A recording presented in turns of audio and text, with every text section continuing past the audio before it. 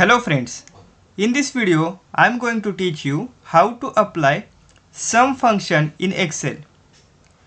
For this video tutorial I have already prepared a dummy data which you can see on the screen.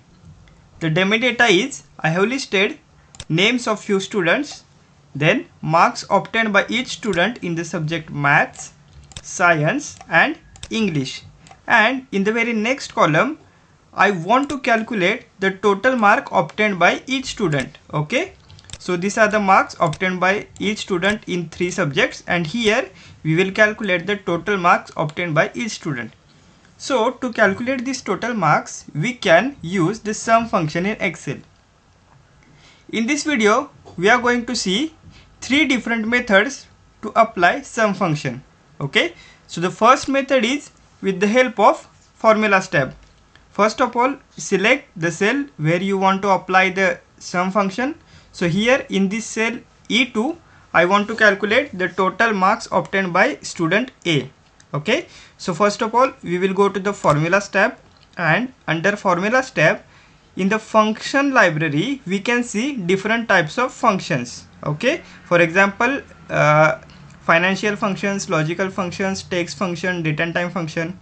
So under this math and trig function, these are the maths and trigonometry functions.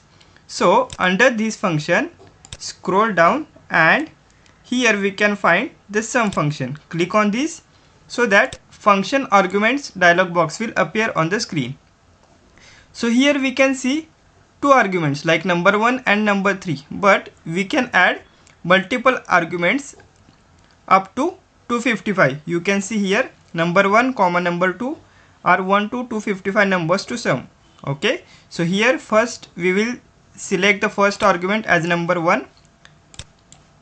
So I have selected this cell B2 where the marks of student A which is obtained in the maths are listed. In the number 2 we have to select this cell, and in number 3 we have to select this cell, and we have to click on the OK. We can see that the sum of these 3 cells is now calculated in this total column. Okay, so this is first method.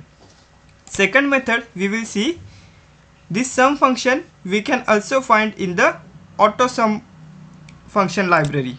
Once we click on this we can find here as a sum function. Once we click on this we can see that it will automatically capture the range. Okay, so we want to calculate the sum of these 3 cells only, as it is automatically capturing. So we will not change this, we will just press enter button.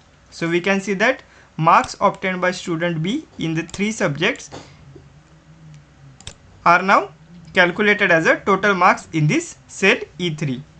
Now the third method is very effective method, or this method is we can use with the help of keyboard shortcuts only. For this we have to press equal to sign and we have to just type SUM, that is sum, and press tab button.